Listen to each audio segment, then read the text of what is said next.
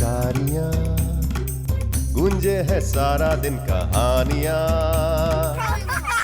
नमस्ते बच्चों, मैं हूं आपका करण चाचू और हाजिर हूं एक और नई कहानी के साथ। और इस बार की कहानी का नाम है गुड़िया रानी और तीन भालू।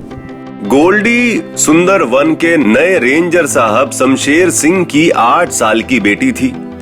गोल्डी के चबी चबी लाल गालों पर गिरते हुए सुनहरे घुंघरे बाल और नीली आंखें उसकी सुंदरता थे, खूबसूरती थे। एक दिन की बात है, रंग बिरंगी तितलियों का पीछा करते हुए गोल्डी घने जंगल में अपना रास्ता भूल गई।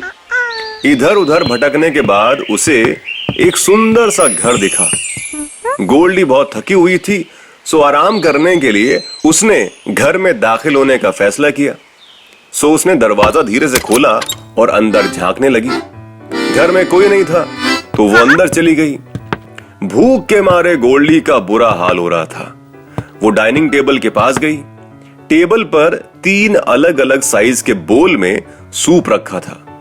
उसने सबसे बड़े बोल से जैसे ही सूप टेस्ट किया, वो उछल पड़ी क्योंकि वो बहुत गर्म था। उसने अगले बोल से सूप टेस्ट किया, वो बिल्कुल ठंडा था।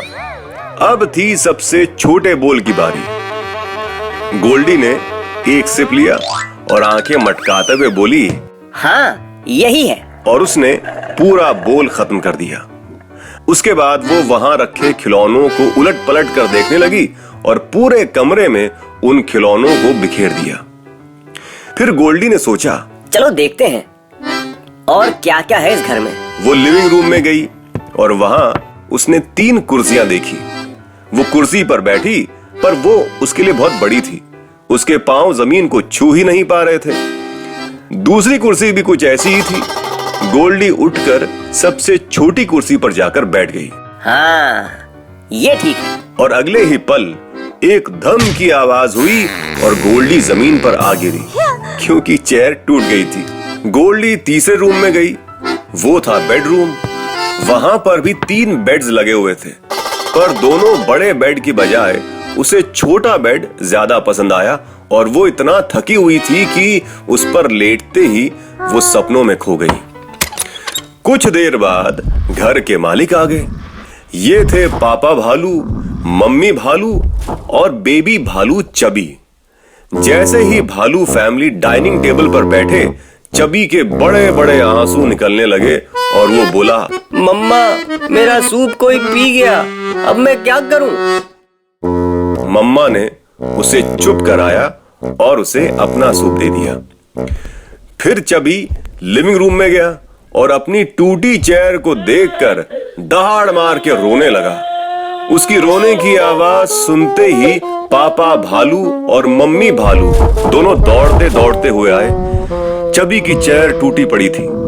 पापा बैर परेशान थे और उन्होंने कहा, कौन हमारे घर में आया है? चलो खोजते हैं उसे। तीनों जब बेडरूम में पहुंचे तो चबी ने गोल्डी को अपने बेड पर सोते हुए देखा और वो फिर से जोर जोर से चिल्ला उठा, पापा! गोल्डी ने चौंक कर अपनी आंखें खोली और अपने सामने इतने बड़े बड़े भालू देखकर चीख पड़ी। मम्मी भालू ने गोल्डी से कहा, घबराओ मत बेटा, ये बताओ तुम यहाँ कैसे पहुंची? गोल्डी ने उन्हें सारा किस्सा सुनाया। पापा भालू ने गोल्डी को समझाते हुए कहा, बेटा, दूसरे की प्रॉपर्टी को नुकसान नहीं पहुंचाना चाहिए और बिना परमिशन के किसी की भी प्रॉपर्टी नहीं छूनी चाहिए। तुम्हारे पेरेंट्स तुम्हें ढूंढ रहे होंगे, चलो तुम्हें तुम्हारे घर पहुंचा दे। और ये कहकर तीनों भालू गोल्डी के साथ उसके घर की तरफ चल दिए। चबी और गोल्डी अच्छे दोस्त बन गए और उस दिन के बाद उनकी किलकारियां भी सुंदर वन में रोज गूंजने लगी। तो बच्चों, ये थी इस बार की कहानी। और इस बार की कहानी से हमें ये सीखने को मिलता है कि हमेशा दूसरों की प्रॉपर्टी और प्राइवेसी की इज्जत करनी चाहिए। मतलब ये कि हमेशा अपनी हद में रहना चाहिए। अगर आप किसी और की हद में जाना चाहते हैं, उनकी चीज़ों का इस्तेमाल करना चाहते हैं, उनकी जगह का इस्तेमाल करना चाहते हैं, तो उनकी इजाज़त के बगैर कभी ना करें।